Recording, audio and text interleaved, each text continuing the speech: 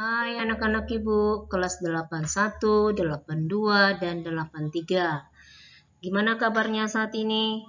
Semoga Ibu berharap kalian dalam kondisi yang sehat. Orang tua anak-anak kami juga dalam kondisi yang sehat. Nah, saat ini kita ketemu lagi ya di pembahasan soal dan review pelajaran bagian kedua. Tetap dengan saya bersama Ibu Dernika Simarmata SPD ya. Nah, kita lanjut ke nomor 11 ya. Di bagian yang pertama sudah kita bahas nomor 11 ya. Tapi Ibu ulangi sekali lagi soalnya.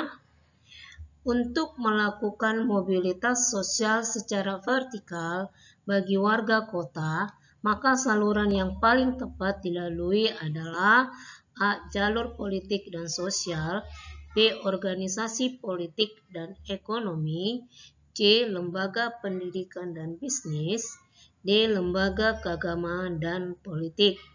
Jawabannya adalah C. Lembaga pendidikan dan bisnis. Ya, sebab lembaga pendidikan dan bisnis merupakan saluran yang dapat meningkatkan kualitas manusia sehingga dapat meningkatkan ekonomi keluarga. Kita lanjut dengan nomor 12. Seorang guru dinaikkan kedudukannya untuk mengisi jabatan kepala sekolah yang kosong, termasuk mobilitas A. Antar generasi, B. Horizontal, C. Vertikal turun, D. Vertikal naik. Jawabannya adalah D. Vertikal naik.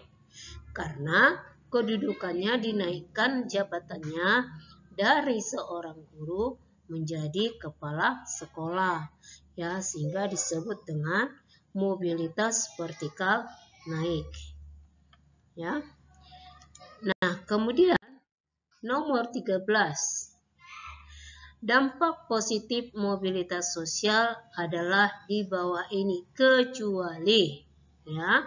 Ingat, kecuali A. Terjadi struktur sosial yang adil, B. Terbentuknya masyarakat modern, C. Struktur sosial menjadi lebih fleksibel, D. Munculnya gejala depresi dan frustasi ya. Maka jawabannya adalah D ya. Ingat tadi soalnya adalah kecuali ya. Sedangkan dampak positif dari mobilitas sosial itu 1. Terjadi struktur sosial yang adil, terbentuknya masyarakat modern, struktur sosial menjadi fleksibel. Jadi munculnya gejala depresi dan frustasi bukan dampak positif mobilitas sosial.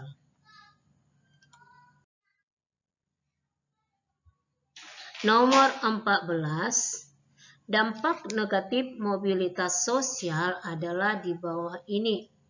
Kecuali ya, ingat. Sama seperti soal nomor 13, Ibu menggunakan kata kecuali ya. A. Adanya gejala mencari jalan pintas dan penyelewengan. B. Adanya rasa ketidakpuasan dan ketidakbahagiaan. C. Munculnya gejala perasaan tegang. D. Terbentuknya masyarakat yang modern ya. Maka jawabannya adalah D. Terbentuknya masyarakat yang modern ya. Sebab yang ditanya adalah dampak negatif ya. Adapun dampak negatif mobilitas sosial 1. Adanya gejala mencari jalan pintas dan penyelewengan. Adanya rasa ketidakpuasan dan ketidakbahagiaan. 3. Kecemasan dan ketegangan mempelajari peran baru. 4. Munculnya gejala perasaan tegang. 5. Munculnya gejala depresi dan frustasi ya. Oke, kita lanjut nomor 15. Kata plural artinya titik-titik, sedangkan pluralitas berarti titik-titik ya. Nah, manakah jawabannya? A. Tunggal dan persatuan. B. Banyak dan berbeda. C. Jamak dan kemajemukan. D. Satu dan berbeda-beda. Ya, maka jawabannya adalah C. Jamak dan kemajemukan. Ya, plural artinya jamak, pluralitas artinya kemajemukan. Nomor 16 ya. Nah, anak-anak Ibu perhatikan gambarnya. Gambar tersebut menunjukkan tempat ibadah agama A. Islam, B. Kristen, C. Hindu, D. Konghucu. Ya, maka bentuk rumah ibadah agama Konghucu. Jawabannya adalah D. Nomor 17. Buku dan karya-karya tulis merupakan wujud kebudayaan yang berupa A. Gagasan, B. Aktivitas, C. Artefak, D. Teknologi. Ya, maka jawabannya adalah A. Berupa gagasan. Ya, gagasan merupakan ya suatu kebudayaan, yakni dalam bentuk ide, norma, nilai, peraturan, dan lainnya, di mana sifatnya abstrak dan tidak bisa disentuh. Letak ide dan gagasan itu berasal dari dalam pikiran manusia. Kebudayaan merupakan hasil pemikiran manusia yang bisa dilihat dalam bentuk karya tulis seperti karangan, buku, dan sebagainya. Ya, maka buku dan karya-karya tulis merupakan wujud kebudayaan yang berupa gagasan. Ya, nah anak-anak Ibu, kita lanjut lagi. Ya, faktor pendorong terjadinya mobilitas sosial adalah A. Perbedaan ras, B. Perbedaan jenis kelamin, C. Perbedaan yang bebas, D. Urbanisasi. Maka jawabannya adalah D. Ya.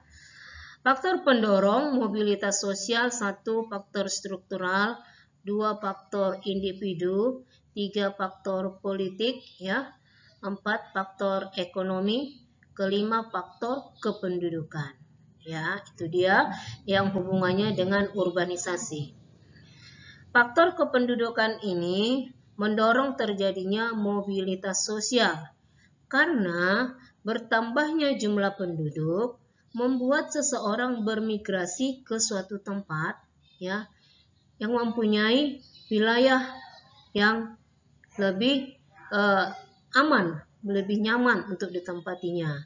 Contohnya adalah orang-orang yang di Bandung yang lebih memilih menetap di wilayah penduduk yang semakin banyak dan lahan pekerjaan yang tidak mencukupi. Kemudian nomor 19, mobilitas sosial yang terjadi pada seseorang menjadi lebih tinggi atau lebih rendah ya disebut mobilitas A. Vertikal, B. Horizontal, C. Transversal, D. Longitudinal. Ya, maka jawabannya adalah A.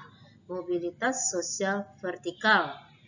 Ya, merupakan perpindahan status yang dialami seseorang atau sekelompok pada lapisan yang berbeda, ya, yaitu lapisan yang lebih tinggi atau yang lebih rendah, ya. Nah, nomor 20. Ada 7 unsur kebudayaan yang terdiri atas peralatan, sistem ekonomi, sistem kemasyarakatan, bahasa, kesenian, sistem pengetahuan, dan religi, merupakan pendapat dari A. Linton, B. Kuncharanikrat, C. E.B. Taylor, D. J.J. Honigman. Ya, maka jawabannya adalah B. Ya, menurut Kuncharanikrat ya, ada 7 unsur kebudayaan yang dianggap sebagai budaya yang menyeluruh. Nah, sampai di sini anak-anak pelajaran kita saat ini ya. Silakan baca-baca soal yang sudah kita bahas ini sebagai persiapanmu nanti untuk ujian semester ganjil ya.